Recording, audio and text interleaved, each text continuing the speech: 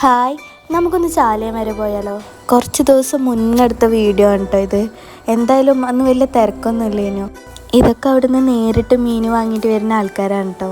ഞാൻ നല്ല രീതിയിൽ ഡൗൺ ആയിട്ട് ഇരിക്കുന്ന സമയത്ത് കറക്റ്റ് പറയുകയാണെങ്കിൽ എൻ്റെ ബേബിക്ക് 3 മാസം ആവണതിൻ്റെ മുന്നേ അന്നാണ് കേട്ടോ ആദ്യമായിട്ട് ഓൻ ഇങ്ങോട്ട് കൊണ്ടുവന്നത്. അതിന് ശേഷം ഇടയ്ക്കിടയ്ക്ക് ഞാൻ ഇങ്ങോട്ട് വരില്ല. കാരണം അന്ന് എൻ്റെ മനസ്സിന് കിട്ടിയത് സത്യം പറഞ്ഞാൽ സമാധാനം മാത്രമല്ല, സന്തോഷം കൂടെയാണ് കേട്ടോ. ഇങ്ങോട്ട് ഒരുവിധ ആൾക്കാരൊക്കെ വരുന്നതിൻ്റെ മെയിൻ ഉദ്ദേശം ഇവിടുന്ന് ലൈവായിട്ട് മീൻ വാങ്ങുക എന്നുള്ളത് തന്നെയാണ് കേട്ടോ. ഈ ഒരു ഭാഗത്തേക്ക് നേരിട്ട് വഴി ഉണ്ടെന്നുണ്ടെങ്കിലും ഞങ്ങൾക്ക് ഇഷ്ടം ഈ ഇടവഴി കൂടെ ഇങ്ങനെ വരാനാണ് കേട്ടോ. കാരണം ഇതിൻ്റെയൊക്കെ ഇടയിൽ കൂടെ വന്നിട്ട് കിട്ടുന്ന ഒരു കാഴ്ച എന്ന് പറഞ്ഞിട്ടുണ്ടെന്നുണ്ടെങ്കിൽ അത് ആ നേരിട്ടുള്ള വഴി കൂടെ വന്നാൽ കിട്ടൂല കേട്ടോ. ഇതേപോലെ ഒരുപാട് മീൻ അവിടെ നിലത്തിട്ടിട്ടുണ്ടായിരുന്നു. പക്ഷേ എനിക്കിഷ്ടപ്പെട്ട ഒറ്റൊന്നും ഇതിലില്ലേനു കേട്ടോ. അങ്ങനെ അവിടെ ആകെ തപ്പിക്കൊണ്ടിരിക്കുക കേട്ടോ, ഏതെങ്കിലും ഇഷ്ടപ്പെട്ട മീനുണ്ടോയെന്ന്.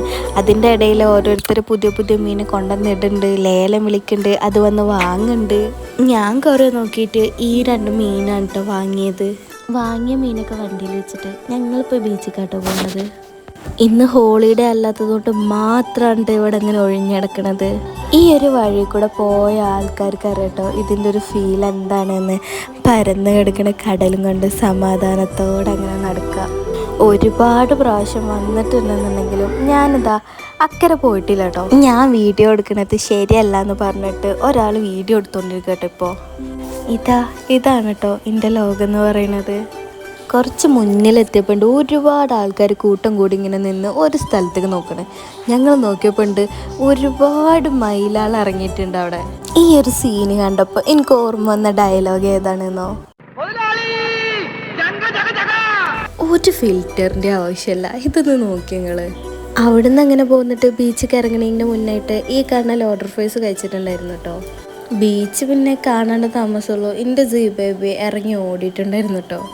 പിന്നെ അവിടെ നിന്ന് അങ്ങോട്ട് പപ്പയും മോനും അതിനോട്ടോ കളി. കുറച്ച് സമയം അവിടെ നിന്നിട്ട് പെട്ടെന്ന് തന്നെ തിരിച്ചു വന്നിട്ടുണ്ടായിരുന്നു. അൺഎക്സ്പെക്റ്റഡ് ആയിട്ട് എന്തെങ്കിലും ചെയ്യാൻ പറഞ്ഞപ്പോൾ ഓൻ ചെയ്യണതാണ്ടത്.